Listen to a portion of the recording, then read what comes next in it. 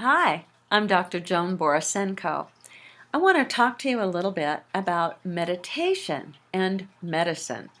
When I was a graduate student at Harvard Medical School, all the way back in 1967, I could have been the poster child for stress-related disorders.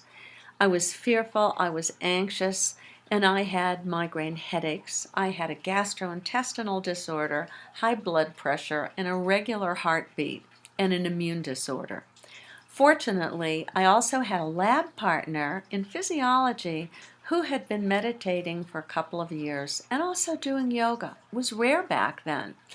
And he said, look, what happens is this. He said, we all have fantasies, sometimes like bad movies that play in our mind.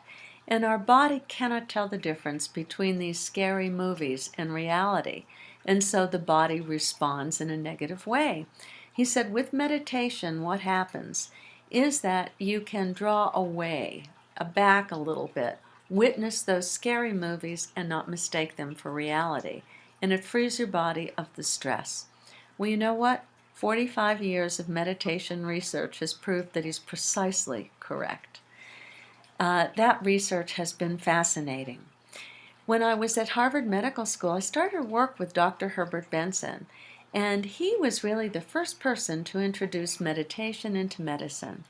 He called it the relaxation response. And what he found is that it affected the balance of the sympathetic and parasympathetic nervous systems of the body. The sympathetic or fight or flight system, when it calms down through the relaxation response, allows the body to come into a natural state of homeostasis or balance.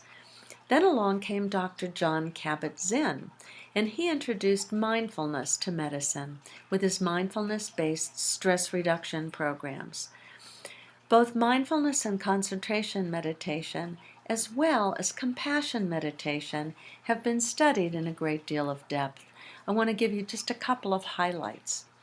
Richard Davidson at the University of Wisconsin at Madison has done a number of brain scans, and he's looked, first of all, at long-term meditators, Carmelite nuns, Tibetan Buddhist lamas. He finds that there is an increase in activity in the left prefrontal cortex of the brain. That's where the happiness centers are. Look at somebody like His Holiness the Dalai Lama, who's led such a difficult life, and yet he's pretty giggly, and he just shines. To be in the presence of someone who's meditated for a long time is truly a grace. Then you look at people like Father Thomas Keating. He has exactly that same vibe. He's been a long-term practitioner of centering prayer, waiting on the divine, using a prayer word when your left brain starts to run its movies, to just let them go and come back to that sense of waiting for the divine presence. At Emory University, they've now done studies of compassion meditation.